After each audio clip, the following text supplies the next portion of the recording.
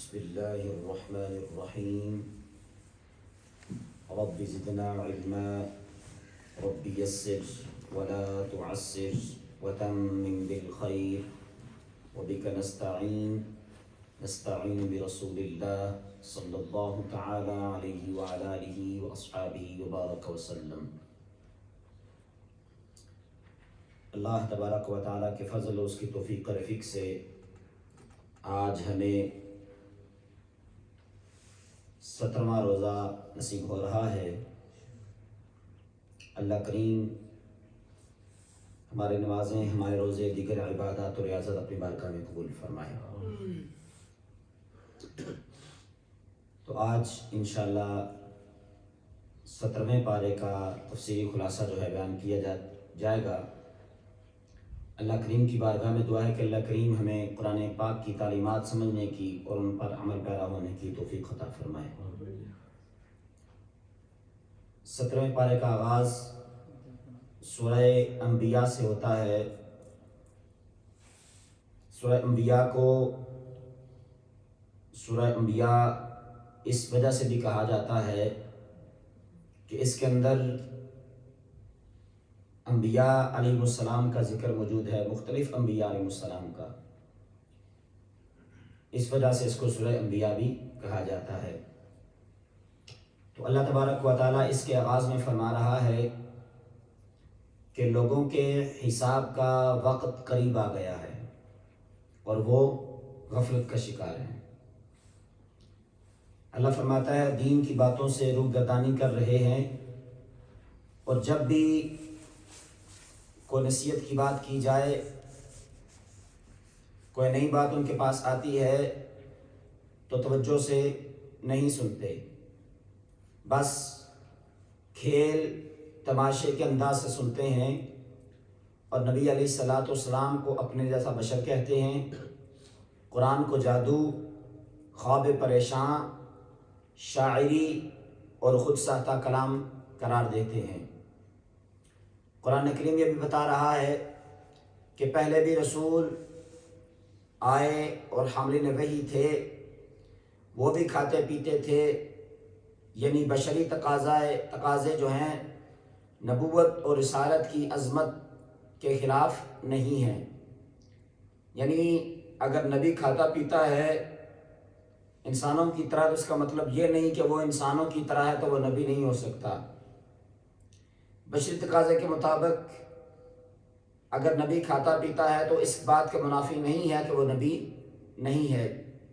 اس کے بعد اللہ تبارک و تعالیٰ نے پچھلی قوموں کی سرکشی اور اس پر نازل کیے جانے والے عذاب کا ذکر فرمایا کہ پہلے جو قومیں آئیں انہوں نے انبیاء علیہ السلام کی دعوت کو ٹھکرا دیا، ان کی دعوت کو قبول نہ کیا. پھر وہ ذلت اور رسوائی کا شکار ہوئے اور اللہ تبارک و تعالیٰ نے ان پر عذاب نازل فرمایا. یعنی اس چیز کو بار بار اللہ تبارک و تعالیٰ ذکر فرما رہا ہے. آپ بھی کئی بار سن چکے ہیں کہ اللہ تبارک و تعالیٰ بار بار فرماتا ہے کہ یہ ہوا، فلاں قوم نے یہ کیا تو اس پر یہ عذاب نازل آیا، فلاں قوم نے یہ کیا، فلاں نبی کی قوم نے ان کے ساتھ یہ معاملہ کیا تو اس پر فلاں عذاب نازل ہوا. اللہ تبارک و تعالیٰ اس بات کو بار بار دہرا رہا ہے کہ پچھلی قوموں کو یاد رکھو اور ان کے کرتوتوں کو بھی یاد رکھو اور پھر ان کے عذاب کو بھی یاد رکھو. انہوں نے جو برے ایکشن کیے، برے اعمال کیے، ان کے نتیجے میں جو ان کو سزائیں ملی، عذاب ملا، ان کو بھی یاد رکھو. اللہ کریم ہمیں اپنے دین اسلام کے مطابق زندگی بسر کرنے کی توفیق عطا فرمائے. اللہ پاک ہمیں سچا سچا پکا مسلمان بنائے. آیہ نمبر 22 میں اللہ تبارک و تعالیٰ نے کائنات کے نظم و ضبط، توازن و اعتدال اور حکیمانہ نظام کو توحید کی دلیل کے طور پر پیش کرتے ہوئے فرمایا اگر آسمان اور زمین میں اللہ کے سوا اور بھی معبود ہوتے تو ان کا نظام ضرور دھرم برم ہو جاتا. اگر زمین و آسمان اپنی جگہ پر قائم ہیں، زمین و آسمان کا نظام اگر بربادی سے بچا ہوا ہے، اپنے اپنے وقت پر جو ہے سورج کام کر رہے ہیں، ستارے چاند اپنے اپنے وقت کے ساتھ اپنی ڈیوٹی سے انجام دے رہے ہیں، تو اس کا مطلب یہ ہے، ایک دلیل کے طور پر ہے کہ لو کان فیہما آلہۃ الا اللہ، اگر اللہ کے علاوہ اس زمین و آسمان کے اندر کوئی اور الہ ہوتا تو لفسدتا، تو پھر زمین اور آسمان کے اندر فساد برپا ہو جاتا۔ اس کی مثال آپ یوں سمجھ لیجئے کہ اگر کسی ملک کے 2 وزیر اعظم بن جائیں تو کیا ہوگا اس ملک کا؟ ایک کہے گا نہیں یہ ہونا چاہیے، دوسرا کہے گا نہیں یہ ہونا چاہیے۔ اب ان کی بربادی ہوگی یا نہیں ہوگی، لیکن اس ملک کی بربادی ضرور ہو جائے گی۔ اس لیے اللہ تبارک و تعالی وحدانیت اور توحید کے دلیل کے طور پر ارشاد فرما رہا ہے کہ زمین آسمان کے نظام کا اعتدال کے ساتھ چلنا، توازن کے ساتھ قائم رہنا ان کا، یہ اس بات کی واضح دلیل ہے کہ ان دونوں کو چلانے والا ایک خدا ہے، ایک الہ ہے، ایک اللہ ہے جو زمین و آسمان کا مالک ہے، اور اس زمین و آسمان کے نظام کو اللہ تبارک و تعالی چلا رہا ہے۔ یعنی آسمان سے پانی کا برسنا، بارش کا برسنا، سورج کا غروب اور طلوع ہونا، چاند کا اپنے حساب سے چلنا، پھر گرمی سردی، یہ سارے معاملات، پھر زمین کے اندر طرح طرح کی نعمتیں، طرح طرح کے میوہ جات اور پھل پھول اور خوراک کے لیے ان ساری چیزیں، پھر نہروں کا جاری ہونا، ہواؤں کا چلنا، یہ اگر اپنے اپنے حساب سے چل رہے ہیں تو پھر اس کا مطلب یہ ہے کہ کوئی ایک ہی خدا ہے جو اس سارے نظام کو چلا رہا ہے، ایک ہی خدا کے حکم سے چل رہا ہے۔ اگر 2 خدا ہوتے یا 2 سے زیادہ ہوتے تو ایک خدا کہتا بارش کرو، دوسرا کہتا نہیں بارش نہیں کرنی، دھوپ کرو، تو پھر نظام درم برم ہو جاتا، پھر کائنات کا نظام نہیں چل سکتا تھا۔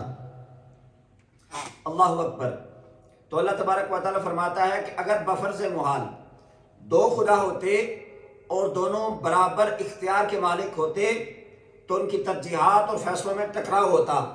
اور نتیجہ کائنات میں فساد اور تباہی کی شکل میں رونما ہوتا۔ اگر ایک کا حکم چل جاتا دوسرے کا نہ چلتا تو جس کا حکم نہ چلتا وہ خدا کیسے کہلاتا؟ وہ خدا تو نہیں ہو سکتا تھا۔ تو لہٰذا اگر ایک حکم چل رہا تو اس کا مطلب ہے ایک خدا ہے، کوئی دوسرا خدا نہیں ہے۔ آیت نمبر 30 سے اللہ تبارک و تعالیٰ نے تخلیق کائنات کے سلسلے کو بیان فرماتے ہوئے ارشاد فرمایا کہ زمین و آسمان جو ہے بند تھے تو ہم نے ان دونوں کو کھول دیا، ہم نے پانی سے ہر جاندار چیز بنائی۔ آج بھی تخلیق کائنات کا ایک سائنسی نظریہ جو ہے بگ بینگ تھیوری کے طور پر یہ کہلاتا ہے، یہ ایک بہت بڑی وہ یہ ہے کہ ایک بہت بڑا آتشی بگولا تھا، ایک بہت بڑے دھماکے سے وہ پھٹا اور اس کے لامحدود ٹکڑے فضا میں بکھر گئے، جنہوں نے سورج، چاند، ستاروں اور سیاروں کی شکل اختیار کی۔ قرآن کریم کے اندر اس کے لیے فتق، فلق کے کلمات آتے ہیں۔ اللہ تبارک و تعالیٰ نے زمین میں توازن قائم رکھنے کے لیے اونچے اونچے پہاڑ بنا دیے اور ان کے درمیان کشادہ راستے بنا دیے، آسمان کو بغیر ستون کے محفوظ چھت بنا دیا، رات اور سورج اور چاند کو پیدا کیا، اور اللہ فرماتا ہے ہر ایک اپنے اپنے مدار میں تیر رہا ہے۔ یعنی جو ڈیوٹی اللہ نے سورج کی لگائی ہے وہ اپنی ڈیوٹی کر رہا ہے، جو ڈیوٹی اللہ تبارک و تعالیٰ نے چاند کی لگائی ہے وہ اپنی ڈیوٹی کر رہا ہے، جو ڈیوٹی اللہ تبارک و تعالیٰ نے ستاروں کی لگائی ہے وہ اپنی ڈیوٹی کر رہے ہیں، اور آسمان بغیر ستون کے ایک چھت کی صورت میں ہمارے اوپر کھڑا ہے۔ اللہ تبارک و تعالیٰ کا کرم ہے، اس کی یہ جو ہے کرشمہ ہے، اور اس کی وحدانیت کا ایک واضح منہ بولتا ثبوت ہے کہ پھر بھی اگر بندہ ان چیزوں کے اندر غور و فکر کر کے اللہ تبارک و تعالیٰ کی وحدانیت کو، اس کی قدرت کو نہیں پہچانتا تو پھر اس سے بیوقوف شخص کوئی نہیں ہو سکتا۔ اگر ایک بات مجھے یاد آ گئی، علماء فرماتے ہیں کہ اگر کوئی شخص ساری زندگی جنگلوں میں رہا اور اس کے پاس کوئی اللہ کا بندہ، اللہ کا فرشتہ، کوئی نبی، کوئی رسول یا کوئی عام بندہ اس کے پاس اللہ تبارک و تعالیٰ کی وحدانیت کا، اللہ کی توحید کا پیغام لے کر نہیں گیا، تو اس کا کیا حکم ہے؟ قیامت کے دن اس سے کیا سوال ہوگا؟ اس سے پوچھا جائے گا کہ تو نے کلام جو ہے اللہ تبارک و تعالیٰ کی ذات پر ایمان لایا کہ کیوں نہیں لایا؟ علماء فرماتے ہیں کہ اس کے پاس اگرچہ کوئی نبی، رسول، پیغمبر یا اللہ کا بندہ نہیں آیا پیغام لے کر کہ اللہ کو مانو، اللہ کے رسول کو مانو، اللہ کی وحدانیت پر ایمان لے آؤ، قیامت کے دن پر ایمان لے آؤ، تو وہ یہ بہانہ بنا سکتا ہے کہ میرے پاس تو کوئی بندہ نہیں آیا، میرے پاس تو کوئی پیغام ہی نہیں آیا، تو میں کیسے ایمان لاتا؟ تو علماء فرماتے ہیں کہ پھر بھی اس کو چاہیے تھا کہ زمین و آسمان کے نظام کو دیکھ کر اس بات کو اپنے اندر اجاگر کر لیتا کہ ہاں کوئی تو ہے جو نظام ہستی چلا رہا ہے، وہی خدا ہے، وہی خدا ہے، وہی خدا ہے، کہ اس نظام کو چلانے والا کوئی ہے تو اس کی ذات پر اس بندے کا ایمان ہونا چاہیے۔ یعنی اگر کسی کو قرآن سے یا حدیث سے یا دوسری چیزوں سے دلیل نہ بھی دی جائے تو پھر بھی نظام کائنات کو دیکھ کر انسان کو اللہ تبارک و تعالیٰ کی ذات پر ایمان قبول کر لینا چاہیے، لیکن اس کے لیے عقل سلیم ہونا ضروری ہے۔ اللہ کریم ہمیں عقل سلیم عطا فرمائے۔ آیا نمبر 35 میں قانون قدرت کو بیان فرمایا کہ ہر نفس موت کو چکھنے والا ہے، یعنی ہر ذی حیات پر موت آئے گی، چاہے وہ انسان ہے، چاہے وہ جانور ہے، اور چاہے وہ جن ہے۔ جس کے اندر روح ہے، جس کے اندر جان ہے، اس کے اندر سے روح نے پرواز کرنی ہے اور اس کی جان نکلنی ہے، اور اس نے ایک نہ ایک دن موت کو چکھنا ہے۔ ہر ذی روح نے موت کو چکھنا ہے۔ تو اللہ تبارک و تعالیٰ فرماتا ہے کہ یہ قانون قدرت ہے۔ آگے چل کر اللہ فرماتا ہے کہ قیامت اچانک آئے گی، حیرت زدہ کر دے گی، نہ کوئی اسے رد کر سکے گا، نہ کسی کو مہلت دی جائے گی۔ یعنی بندہ یہ نہ سوچے کہ ابھی قیامت نہیں آئی، ابھی آئے گی، پتہ نہیں، ابھی بڑا ٹائم پڑا ہوا ہے۔ اللہ فرماتا ہے نہ، قیامت اچانک آ جائے گی، بندوں کو احساس ہی نہیں ہوگا، بندوں کو پتہ ہی نہیں چلے گا قیامت آ گئی ہے، اور نہ ہی اس کو کوئی رد کر سکتا ہے، نہ ہی کسی بندے کو کوئی مہلت ملے گی۔ آیت نمبر 51 سے حضرت ابراہیم علیہ السلام کا ذکر ہو رہا ہے کہ وہ اپنے عرفی باپ اور قوم کو بت پرستی پر ملامت کر رہے ہیں اور کہتے ہیں کہ اللہ کی قسم، تمہارے پیٹھ پھیر جانے کے بعد میں تمہارے بتوں کے ساتھ ایک خفیہ تدبیر کروں گا۔ عرفی باپ یعنی بعض لوگ یہ کہتے ہیں کہ ابراہیم علیہ السلام کا جو والد تھا وہ ایماندار نہیں تھا، ایسا نہیں ہے۔ یہ عقیدہ سمجھ لیجئے کہ نبی اکرم صلی اللہ تعالی علیہ وسلم نے ارشاد فرمایا کہ میں ہمیشہ ایمان والوں کے پشتوں سے ہو کر آیا ہوں، یعنی میرے جتنے بھی آباء و اجداد تھے، حضرت آدم سے لے کر مجھ تک، میرے باپ تک، جتنے بھی میرے باپ تھے، دادا، پردادا، رکڑ دادا، جو بھی تھے، ایک سلسلہ جو آ رہا ہے، اللہ تبارک و تعالیٰ کے رسول علیہ السلام نے ارشاد فرمایا کہ وہ سارے کے سارے ایمان والے تھے۔ تو ابراہیم علیہ السلام کے والد جو ہیں وہ بھی ایمان والے تھے۔ اب جو ایمان والا نہیں تھا، جس کو باپ قرآن کہہ رہا ہے، وہ حقیقت میں باپ نہیں تھا۔ یہاں پر جو ہے عرفی باپ مانا مراد دیا جا رہا ہے، وہ ان کا چاچا بھی ہو سکتا ہے، ان کا تایا بھی ہو سکتا ہے، یا ان کا کوئی اور جو ہے ریلیشن ہو سکتا ہے، جس کو وہ عرفن باپ کے نام پر کہتے ہیں۔ ہمارے اگر علاقے میں چلے جائیں تو پرانے جو بزرگ ہیں، نئی اور نوجوان نسل جو ہے وہ تو اس بات کا اندازہ نہیں کر سکتے، اس بات کا احساس نہیں کر سکتے۔ ملک صاحب اس بات کو سمجھ لیں گے کہ پرانے جو بزرگ ہیں وہ باپ کو چاچا کہتے تھے اور چاچا کو باپ بھی کہتے تھے۔ آج بھی کہتے ہیں کہ چاچا جی، حالانکہ وہ ان کے باپ ہوتے ہیں۔ باپ کو چاچا اور چاچا کو باپ یہ کہنا یہ پرانے زمانے کے اندر تھا۔ تو لہٰذا یہاں پر جو باپ کا لفظ آ رہا ہے لِأَبِيهِ کہ ابراہیم علیہ السلام اپنے باپ کو کہہ رہے ہیں، اس باپ سے مراد ان کا حقیقی والد نہیں ہے بلکہ ان کا چاچا مراد ہو سکتا ہے۔ اس لیے یہ کہنا کہ ابراہیم علیہ السلام کے باپ با ایمان نہیں تھے، یہ اس بات کی دلیل نہیں ہے۔ تو ابراہیم علیہ السلام ان کو سمجھا رہے تھے کہ تم بتوں کی پوجا کیوں کرتے ہو، تو اس کا ذکر دوبارہ کیا جا رہا ہے۔ تو پھر ابراہیم علیہ السلام نے ان کو کہا کہ جب تم چلے جاؤ گے تو پھر میں تمہارے بتوں کے ساتھ ایک خفیہ تدبیر فرماؤں گا۔ تو کیا کیا ابراہیم علیہ السلام نے؟ ابراہیم علیہ السلام نے ان کے بڑے بت کے سوا سارے بتوں کے ٹکڑے ٹکڑے کر دیے۔ آپ بت خانے میں جاتے ہیں اور جا کر سارے بتوں کو توڑ دیتے ہیں، سوائے جو سب سے بڑا بت تھا اس کو چھوڑ دیتے ہیں، اور جس اوزار کے ساتھ آپ نے ان بتوں کو توڑا ہوتا ہے، کہاڑا تھا یا ہتھوڑا تھا یا ڈنڈا تھا، جو بھی تھا وہ اس کے پاس رکھ دیتے ہیں۔ پھر کیا ہوتا ہے کہ نمرود کی قوم آتی ہے اور وہ دیکھتے ہیں کہ ہمارے بتوں کا یہ حال ہوا پڑا ہے، وہ آپس میں باتیں شروع کر دیتے ہیں۔ پھر ان میں سے ایک کہتا ہے کہ ہاں، ایک جوان ہے جس کا نام ابراہیم ہے، وہ ہمارے بتوں کے بارے میں بری باتیں کرتا تھا، وہ ہمارے بتوں کو برا بھلا کہتا تھا، یہ اس نے کیا ہوگا۔ تو پھر وہ سارے کے سارے اس بات پر متفق ہوتے ہیں کہ ابراہیم علیہ السلام کو مجمع کے اندر بلایا جائے اور اس سے پوچھا جائے کہ کیا تم نے یہ کام کیا ہے؟ ابراہیم علیہ السلام سے جب پوچھا جاتا ہے تو انہوں نے یہ کہا کہ یہ سوال آپ اپنے بڑے بت سے کرو۔ ایک سمجھانے کا انداز تھا، یعنی سارے بتوں کو توڑ دیا اور بڑا بت جو ہے سلامت رہا، اس کو نہیں توڑا۔ اور جب ابراہیم علیہ السلام سے سوال کیا گیا کہ ابراہیم تو نے ہمارے بتوں کو توڑا ہے، ابراہیم علیہ السلام فرماتے ہیں اس سے کیوں نہیں پوچھتے؟ یہ جو تمہارا بڑا بت ہے جس کو تم خدا کہتے ہو، اس سے پوچھو نا کہ تمہارے چھوٹا خدا کا حال یہ کس نے کیا ہے۔ تو اللہ اکبر، جب ابراہیم علیہ السلام نے یہ فرمایا تو وہ کہنے لگے کہ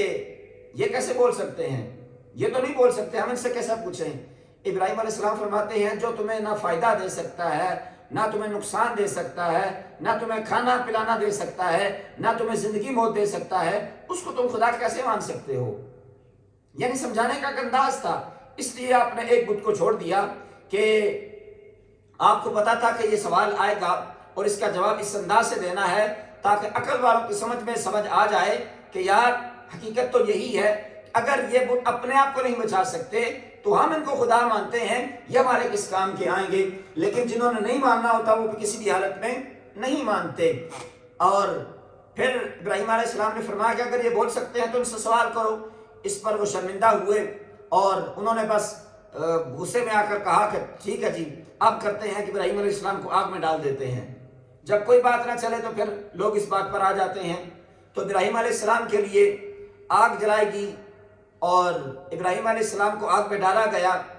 اگر اس واقعے کی تفصیل بیان کرنا شروع کر دیں تو اس کے لیے کافی ٹائم درکار ہے، اختصار کے ساتھ آگے چلتے ہیں کہ پھر ابراہیم علیہ السلام کو جب آگ کی اندر ڈالا جا رہا تھا، وہ منظر بڑا عجیب منظر تھا۔ تو اللہ تبارک و تعالیٰ کے فرشتے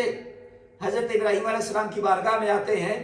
کہ ابراہیم بتائیے، ہمارے لائق کو خدمت ہے تو بتائیں، ہم اس آگ کو نیست و نابود کر دیں۔ بارش والا فرشتہ آتا ہے کہ ابراہیم ہمیں بتائیں، ہم بارش برسا دیں، آگ بجھ جائے گی۔ لیکن ابراہیم علیہ السلام فرماتے ہیں یہ میرا سونا میرے دکھ وچ راضی تو میں سکھ نو چلے پاواں، کہ میرا اللہ مجھے دیکھ رہا ہے۔ اگر میرے اللہ کو یہ منظور ہے کہ ابراہیم میرا آگ میں جا رہا ہے تو مجھے تمہاری مدد کی ضرورت نہیں ہے۔ جے میرا سونا میرے دکھ وچ راضی تے میں سکھ نو چلے پاواں۔ ابراہیم علیہ السلام نے فرشتوں سے کہا کہ نہ آج مجھے تمہارے کسی مدد کی ضرورت نہیں ہے۔ تو ابراہیم علیہ السلام نے جب اللہ کی محبت میں، اللہ کی عشق میں آ کر نمرود کی آگ میں چھلانگ لگائی، ان کو پھینکا گیا، تو اللہ تبارک و تعالیٰ نے فرمایا کہ اے آگ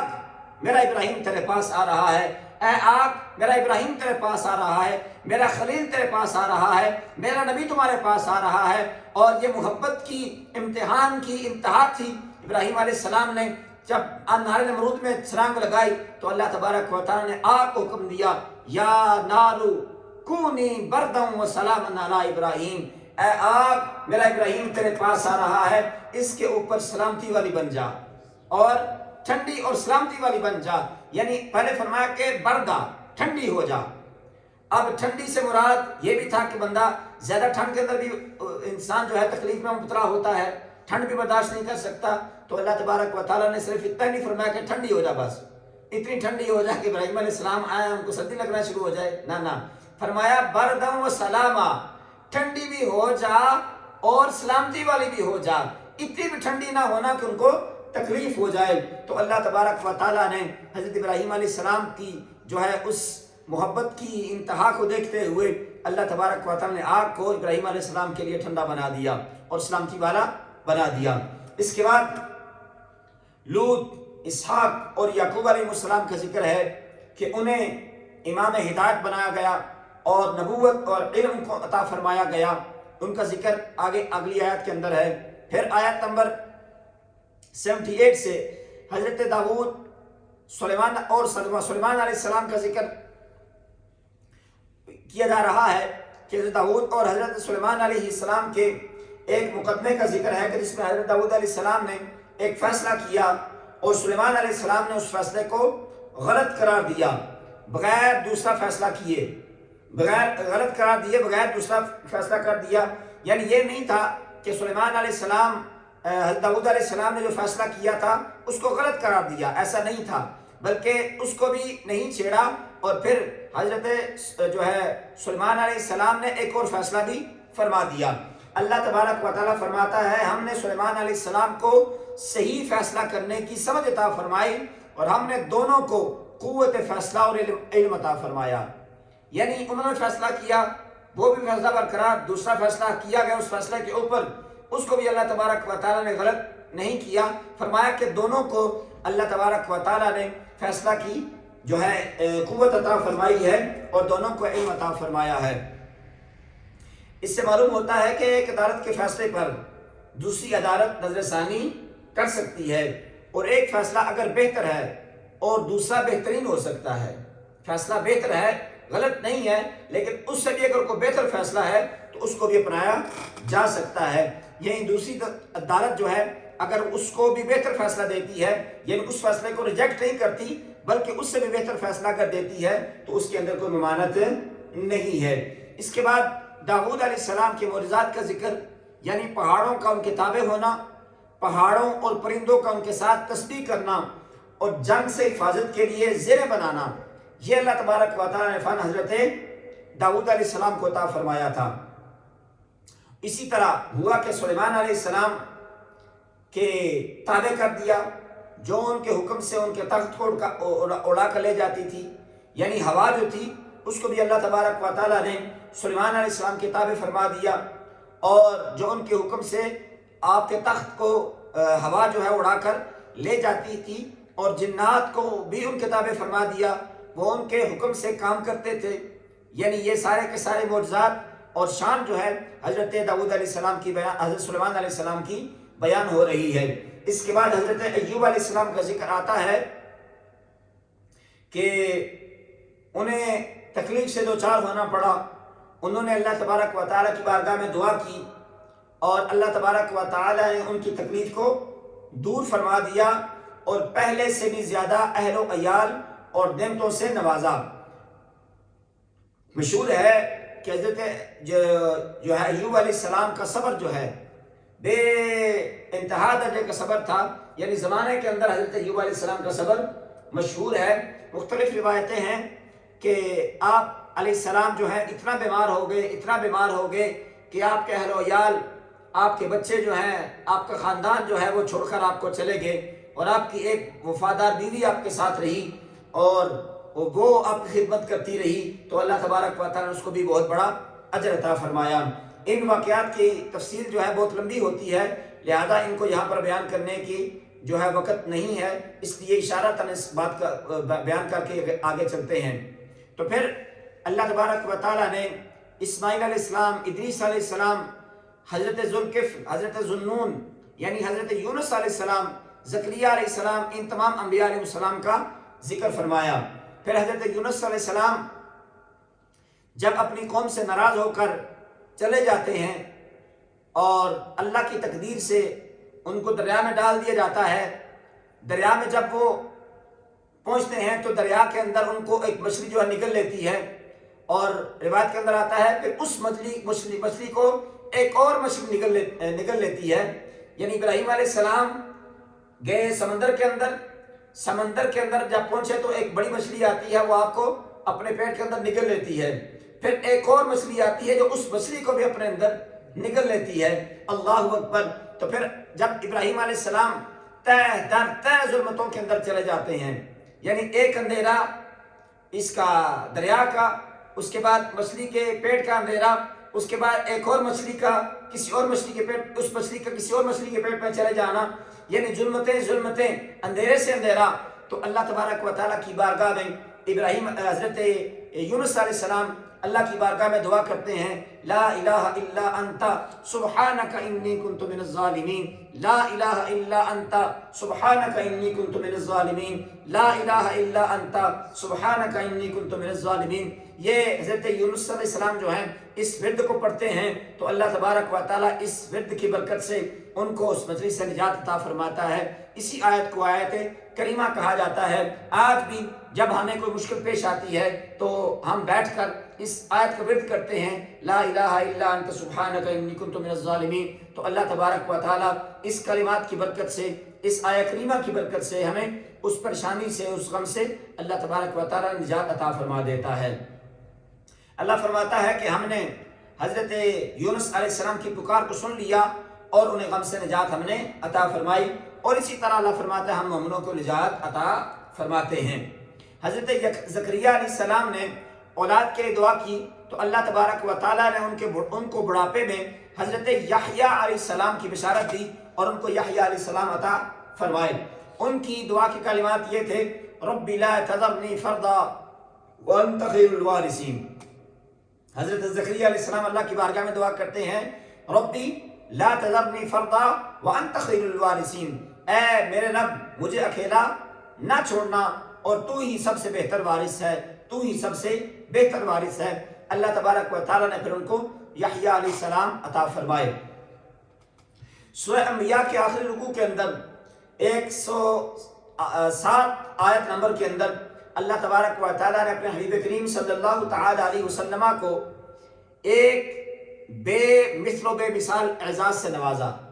اور ارشاد فرمایا، وما ارسلناک الا رحمتا للعالمین، کہ نبی علیہ السلام ہم نے آپ کو سارے جہانوں کے لیے رحمت بنا کر بھیجا ہے۔ اللہ اکبر۔ یہ ایک ایسا اعزاز ہے جو کسی اور کو حاصل نہیں ہوا، اور بے مثل و مثال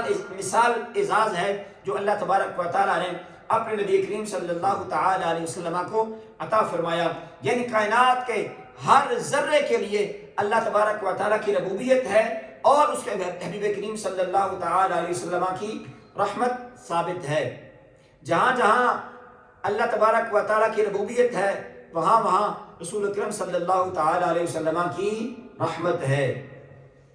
اس کے بعد سورہ حج کا آغاز ہوتا ہے۔ اس سورت کے اندر اللہ تبارک و تعالیٰ نے حضرت ابراہیم علیہ السلام کو لوگوں کے لیے حج کے اعلان کرنے کا حکم دیا۔ اللہ تبارک و تعالیٰ نے حضرت ابراہیم علیہ السلام کو لوگوں کے لیے حج کے اعلان کرنے کا حکم دیا، اس لیے اس سورت کا نام سورۃ الحج ہے۔ یعنی اللہ تبارک و تعالیٰ نے ابراہیم علیہ السلام کو فرمایا کہ ابراہیم آپ اعلان فرمائیے، وَأَذِّن فِي النَّاسِ، لوگوں کے درمیان اعلان فرما دیجئے کہ لوگ آ کر بیت الحرم کا حج ادا کریں، بیت الحرم کا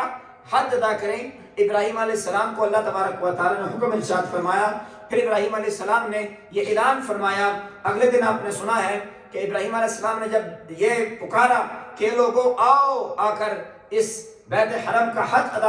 ادا کرو، تو ہماری روحوں نے سن لیا اور پھر ہماری روحوں نے کہا لبیک لبیک لبیک۔ تو علماء فرماتے ہیں جس روح نے ایک مرتبہ لبیک کہا اللہ تبارک و تعالیٰ اس کو ایک حج کی سعادت عطا فرمائے گا، جس نے 2 مرتبہ لبیک کہا اس روح کو اللہ تبارک و تعالیٰ 2 مرتبہ حج کا جو ہے موقع عطا فرمائے گا۔ اسی طرح جتنی بھی انداز سے جس کے نصیب میں جتنا تھا اللہ تبارک و تعالیٰ نے اس روح سے اتنی مرتبہ لبیک کہلوایا اور پھر اللہ تبارک و تعالیٰ اس کو اتنے ہی جو ہے حج نصیب فرمائے گا۔ اور پھر اس کے بعد اللہ تبارک و تعالیٰ نے اس سورت کی جو پہلی آیت ہے اس کے اندر اللہ تبارک و تعالیٰ نے فرمایا کہ تقوی کو اختیار کیجئے، اور فرمایا کہ قیامت کی ہولناکیوں کو اللہ تبارک و تعالیٰ نے اس انداز سے بیان فرمایا کہ قیامت ایک زلزلے کے طور پر برپا ہوگی۔ آج بھی جب زلزلہ ہوتا ہے، کوئی دردناک قسم کا زلزلہ، تھوڑا سا بڑا زلزلہ ہوتا ہے، تو ہم کہتے ہیں قیامت صغریٰ برپا ہو گئی ہے، وہاں پر تو قیامت آ گئی ہے، فلاں شہر میں زلزلہ آیا ہے وہاں پر تو قیامت آ گئی، فلاں ملک میں زلزلہ آیا وہاں پر تو قیامت آ گئی، یہ ایک محاورہ بن جاتا ہے۔ تو یہاں پر بھی اللہ تبارک و تعالیٰ فرما رہا ہے کہ قیامت جو ہے ایک زلزلے کے طور پر آئے گی، اور اس کا منظر اس قدر دہشتناک ہوگا کہ دودھ پلانے والی مائیں اپنے دودھ پیتے بچے کو بھول جائیں گی۔ حالانکہ ماں جو ہے اپنے دودھ پیتے بچے سے اتنا پیار کرتی ہے، اتنا پیار کرتی ہے کہ کائنات کی ہر چیز تو بھول سکتی ہے، لیکن اپنے بچے کو یہ دودھ پلانا اس کو نہیں بھولتی۔ اور اللہ تبارک و تعالیٰ فرماتا ہے کہ قیامت کا جو زلزلہ اور اس کی جو وحشت ہوگی وہ اتنی سخت ہوگی کہ دودھ پلانے والی مائیں جو ہیں اپنے بچوں کو بھول جائیں گی، اور یہاں تک کہ اگر کوئی عورت حاملہ ہے تو اس کا حمل جو ہے وہ بھی ساقط ہو جائے گا، وہ اس کا حمل جو ہے ضائع ہو جائے گا، ساقط ہو جائے گا۔ لوگ مدہوش نظر آئیں گے جبکہ وہ مدہوش نہیں ہوں گے، یعنی دیکھنے میں لوگ ایسا محسوس ہوگا کہ لوگ جو ہیں بے ہوش پڑے ہوئے ہیں، لوگوں کو ہوش ہی نہیں ہوگی، حالانکہ حقیقت میں ایسا نہیں ہوگا، لیکن ان کے اوپر اتنا خوف طاری ہوگا کہ دیکھنے والا یہ دیکھے گا کہ یار یہ تو بے ہوش پڑا ہوا ہے، اس کو تو ہوش ہی نہیں ہے، یعنی اتنا جو ہے دبدبا اور اتنا دہشت ہوگی قیامت کے زلزلے کی۔ لیکن اللہ تبارک و تعالیٰ فرماتا ہے کہ سارے کا سارا اس لیے ہوگا کہ جن کے اوپر جو ہے ایمان کی کیفیت نہیں ہوگی ان کی یہ حالت ہوگی، لیکن اللہ تبارک و تعالیٰ کے عذاب کی شدت سے ان کے جو ہے یہ کیفیت بنی ہوگی، اور دیکھنے والا یہ کہے گا کہ یہ تو ہوش میں نہیں ہے، یہ تو بے ہوش پڑے ہوئے ہیں۔ اور پھر اللہ تبارک و تعالیٰ آیت نمبر 3 سے یہ ارشاد فرما رہا ہے کہ بعض لوگ بغیر علم کے اللہ تبارک و تعالیٰ کے بارے میں جھگڑا کرتے ہیں، اور ہر اس سرکش شیطان کی پیروی کرتے ہیں جس کے متعلق لوح محفوظ میں لکھا جا چکا ہے کہ جو اس کو دوست بنائے گا وہ اس کو گمراہ کر دے گا اور اس کو بڑھتی ہوئی آگ کے عذاب کی طرف لے جائے گا۔ یعنی اللہ تبارک و تعالیٰ فرماتا ہے کہ انسان بھی ایسا عجیب ہے کہ وہ اللہ تبارک و تعالیٰ کے دشمن کے ساتھ دوستی لگا لیتا ہے اور پیروی کرتا ہے، اور پھر اللہ فرماتا ہے کہ اگر یہ کرو گے تو پھر اس کا جو ہے صلہ بھی تمہیں ملے گا۔ وہ صلہ کیا ہے کہ اللہ فرماتا ہے کہ پھر جو ہے بڑھتی ہوئی آگ کے اندر تمہیں ڈال دیا جائے گا، کیونکہ تم گمراہ ہو چکے ہوگے، اپنے راستے سے بھٹک جاؤ گے۔ اللہ تبارک و تعالیٰ پھر تمہیں شیطان کی پیروی کرتے ہوئے جب تم گمراہ ہو جاؤ گے تو اس کے ضمن میں اللہ پاک جو ہے تمہیں عذاب کی طرف لے جائے گا۔ آیت نمبر 5 سے اللہ تبارک و تعالیٰ نے حشر و نشر کی صحت اور امکان پر تخلیق انسانی اور انسانی عمر کے مراحل کے ذریعے استدلال فرمایا کہ اللہ تبارک و تعالیٰ حشر و نشر فرمائے گا، اور حشر و نشر ہوگا، پھر انسانی تخلیق کے مراحل جو ہیں کہ انسان پہلے بچہ ہوتا ہے، پھر جوان ہوتا ہے، پھر بوڑھا ہوتا ہے، پھر مزید بوڑھا ہوتا ہے، یہاں تک کہ انسان کو جو ہے کمزوری اتنی آ جاتی ہے کہ وہ انسان کی سوچ، انسان کی جو میموری ہے وہ کمزور ہونا شروع ہو جاتی ہے، انسان کو یہ یاد نہیں رہتا کہ اس نے کیا کہا اور کیا سنا اور کیا اس کے ساتھ ہوا ہے، یعنی انسان اتنا جو ہے کمزور ہو جاتا ہے۔ یعنی انسان کو اللہ تبارک و تعالیٰ زندگی کے جو مختلف مراحل ہیں وہ اللہ تبارک و تعالیٰ بیان فرما رہا ہے۔ آیت نمبر 9 میں اللہ فرماتا ہے کہ از راہ تکبر، اپنی گردن موڑنے والے شخص کا ذکر فرماتے ہوئے ارشاد فرمایا کہ یہ اللہ کے راہ سے گمراہ کرنے والا ہے، اسی باعث اس کے لیے دنیا میں ذلت اور قیامت کے دن جلا دینے والا عذاب ہے، یہ اس کی ان بدعمالیوں کی سزا ہے جو اس نے آگے بھیجی، بے شک اللہ تبارک و تعالیٰ بندوں پر ظلم نہیں فرماتا۔ یعنی بندہ تکبر کرتا ہے وہ اللہ تبارک و تعالیٰ کو پسند نہیں ہے۔ اللہ فرماتا ہے جو بندہ تکبر کرے وہ اللہ کی راہ سے گمراہ ہے، وہ اللہ کی راہ سے گمراہ ہوگا، اور اللہ تبارک و تعالیٰ اس کو دنیا کے اندر بھی اور آخرت کے اندر بھی ذلیل فرمائے گا۔ اور آیت نمبر 15 سے فرمایا کہ جس کا یہ خیال ہو کہ اللہ تبارک و تعالیٰ دنیا اور آخرت میں اپنے رسولوں کی ہرگز مدد نہیں کرے گا تو اس کو چاہیے کہ وہ اونچی جگہ پر رسہ باندھ کر اپنے گلے میں ڈال لے، پھر اس رسے کو کاٹ لے پھر دیکھے کہ آیا یہ اس کی تدبیر اس کے غضب اور غصے کو دور کرتی ہے یا نہیں دور کرتی۔ یعنی اللہ تبارک و تعالیٰ فرمایا کہ جو بندہ یہ سوچتا ہے کہ اللہ تبارک و تعالیٰ اپنے رسولوں کی مدد نہیں فرمائے گا، وہ بندہ یہ کام کرے تو اس کو ہوش آ جائے گی کہ اللہ تبارک و تعالیٰ اپنے نبیوں کی مدد کرتا ہے یا نہیں کرتا۔ ایک بلند جگہ پہ کھڑا ہو جائے، رسا ڈالے، پھر اس کے بعد اس رسے کو کاٹ دے، اور جب وہ بلندی سے جا کر نیچے گرے گا اس کو پھر اس کو ہوش آ جائے گی کہ میں نے یہ کیا عقیدہ بنا کے رکھا ہوا تھا۔ اور یہ مثال سمجھانے کے لیے ہوتی ہے۔ پھر اللہ تبارک و تعالیٰ فرماتا ہے کہ اسی طرح ہم نے قرآن کو واضح آیتوں کے ساتھ نازل فرمایا، بے شک اللہ تبارک و تعالیٰ جسے چاہتا ہے ہدایت عطا فرماتا ہے۔ آیت نمبر 17 میں فرمایا کہ دنیا میں بظاہر اہل ایمان، یہود، صائبی، عیسائی، آتش پرست اور شرک کرنے والے ملے جلے سے ہیں، ظاہر طور پر سب ملے جلے سے ہیں، لیکن اللہ تبارک و تعالیٰ قیامت کے دن ان سب کے درمیان فیصلہ فرما دے گا۔ کیوں کہ اللہ تبارک و تعالیٰ ہر چیز کو دیکھ رہا ہے، ہر چیز کو جاننے والا، ہر چیز کا نگہبان ہے۔ یعنی ظاہری طور پر تو سارے کے سارے ایک جیسے نظر آ رہے ہیں، لیکن ان کا فیصلہ قیامت کے دن ہو جائے گا۔ آیت نمبر 18 سے اس بات کو بیان کیا جا رہا ہے کہ جو کچھ آسمانوں اور زمین میں ہے، سورج، چاند، ستارے، پہاڑ، درخت، چوپائے اور بہت سے انسان، اللہ فرماتا ہے کہ ساری کی ساری چیزیں اللہ تبارک و تعالیٰ کی بارگاہ میں سجدہ ریزی کرتے ہیں، اللہ کی بارگاہ میں جھکتے ہیں، اور بہت سے وہ بھی ہیں انسان جن پر اللہ تبارک و تعالیٰ کا عذاب مقدر ہو چکا ہے، جن کو اللہ تبارک و تعالیٰ ذلیل فرما دے۔ جس کو اللہ تبارک و تعالیٰ ذلیل فرما دے اس کو کوئی عزت دینے والا نہیں ہے، جس کو اللہ تبارک و تعالیٰ عزتوں سے نوازے اس کو کوئی بندہ ذلیل بھی نہیں کر سکتا۔ یہ اللہ تبارک و تعالیٰ جسے چاہے عزت دے، جسے چاہے اس کو ذلیل کر دے۔ آیت نمبر 25 سے فرمایا کہ جن لوگوں نے کفر کیا اور اللہ کے راستے اور اس مسجد حرام سے روکنے لگے جس کو ہم نے لوگوں کے لیے مساوی بنایا ہے، خواہ وہ مسجد میں معتکف ہوں یا باہر سے آئیں، جو اس مسجد حرام میں ظلم کے ساتھ زیادتی کا ارادہ کرے گا ہم اس کو دردناک عذاب چکھائیں گے۔ یعنی اللہ تبارک و تعالیٰ مسجد کے آداب اور خاص طور پر مسجد حرام کے آداب کو بیان فرما رہا ہے کہ لوگ جو ہیں مسجد میں آنے والے لوگوں کو تکلیف دیتے ہیں، مسجد حرام کے آنے والوں کو، تو اللہ نے فرمایا کہ جو بندہ مسجد کے اندر یعنی مسجد حرام کے اندر ظلم و زیادتی کرے گا اللہ تبارک و تعالیٰ اس کو دردناک عذاب چکھائے گا۔ آیت نمبر 27 سے حضرت ابراہیم علیہ السلام کو حکم دیا گیا کہ لوگوں میں بلند آواز سے حج کا اعلان کیجیے، جیسا کہ پہلے میں نے بیان کیا، تو وہ آپ کے پاس دور دراز راستوں سے پیدل اور ہر دبلے اونٹ پر سوار ہو کر آئیں گے۔ اور حضرت ابراہیم علیہ السلام نے پھر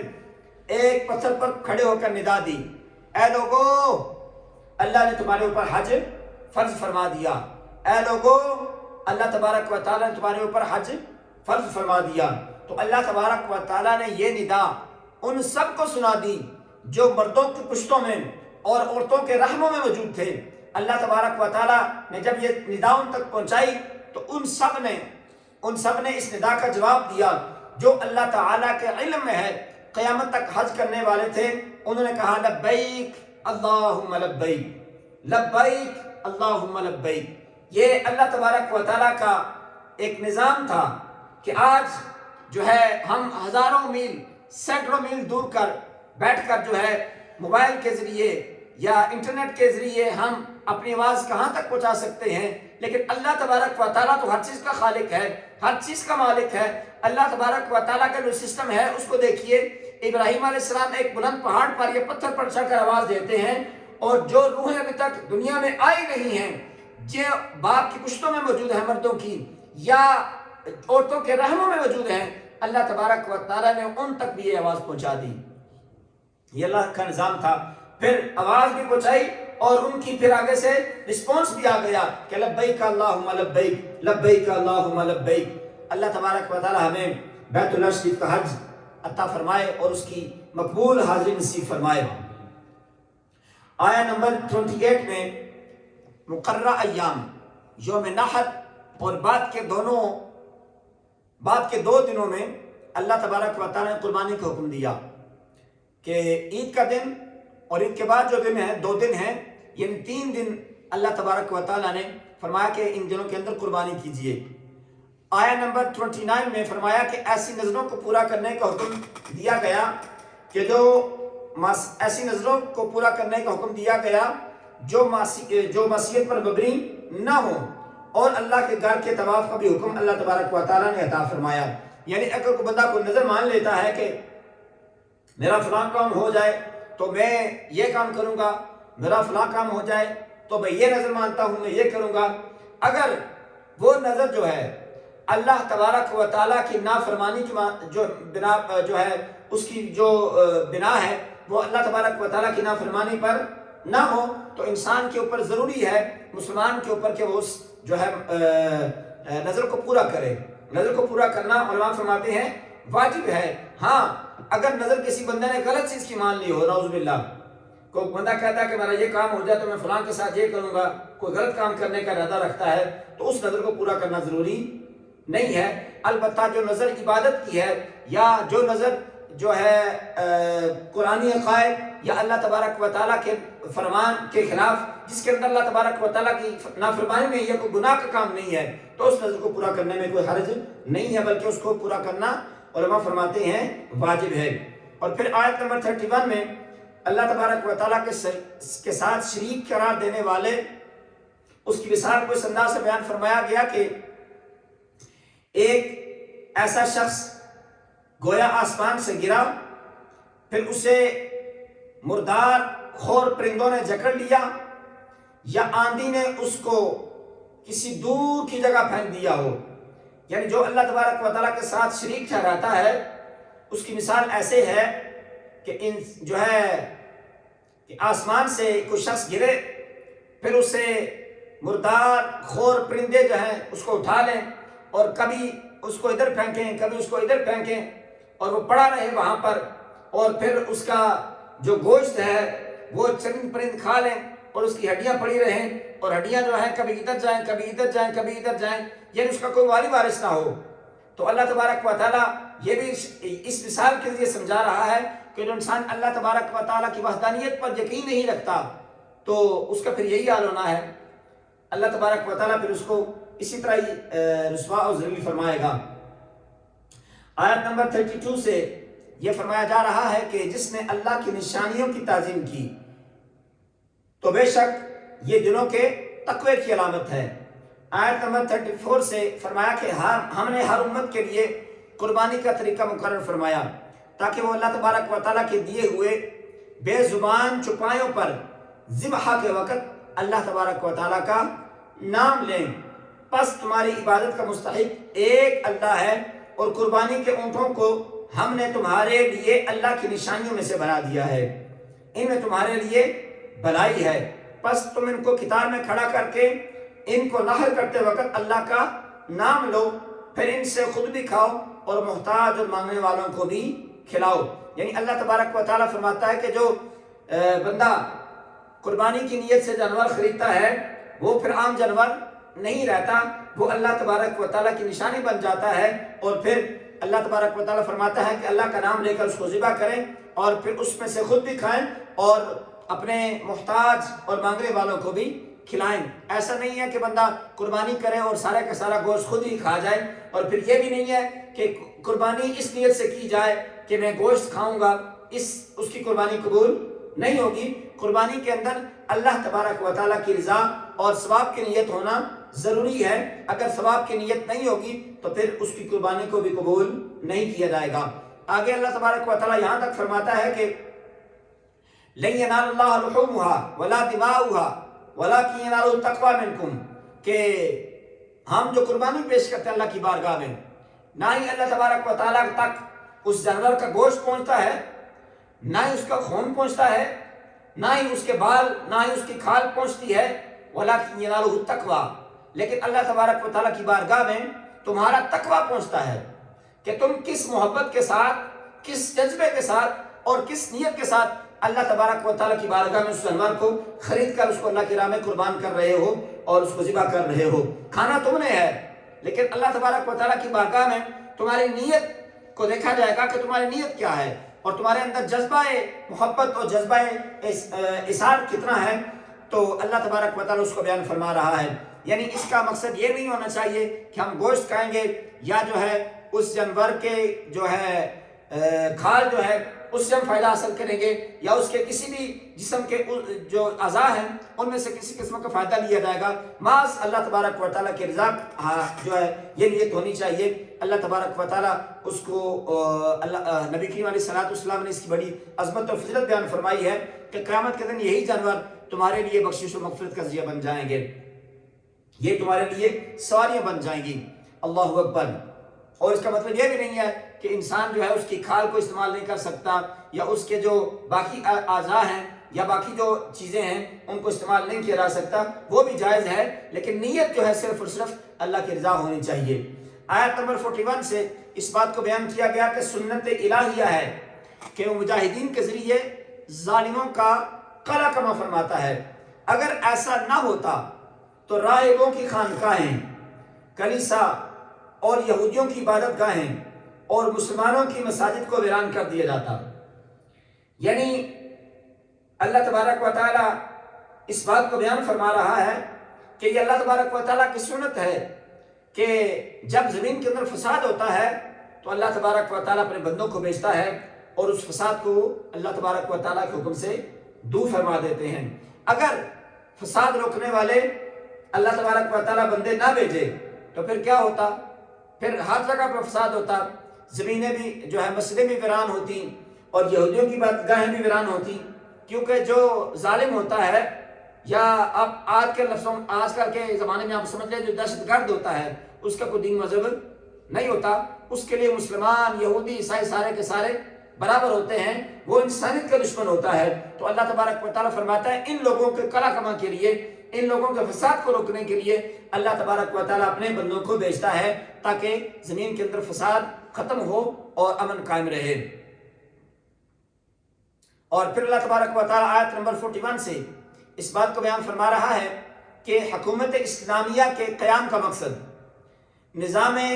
صلاۃ و زکوٰۃ کے قیام، نیکیوں کے پھیلاؤ اور برائیوں کے سد باب کو قرار دیا گیا۔ یعنی اسلامی حکومت کا قیام کا مقصد یہ ہونا چاہیے کہ لوگ جو ہیں نماز روزے کی پابندی کریں، اچھائی اور برائی کی تمیز کریں، لوگوں کو اچھائی کی طرف اور برائی سے بچایا جائے، اور یہ اسلامی حکومت کا کام ہوتا ہے۔ لیکن افسوس ہے آج کل کی اسلامی حکومتوں کے اوپر کہ آج کل وہ اپنے ملکوں کے ساتھ یا اپنے ملک کے باشندوں کے ساتھ کیا کر رہے ہیں، اور کہاں تک وہ زکوٰۃ اور صلاۃ کی پابندی اور نیکی کرنے کا اور برائی سے روکنے کا اہتمام کر رہے ہیں۔ بس اللہ تبارک و تعالیٰ ہمیں عادل حکمران عطا فرمائے، تمام مسلمانوں کو اللہ تبارک و تعالیٰ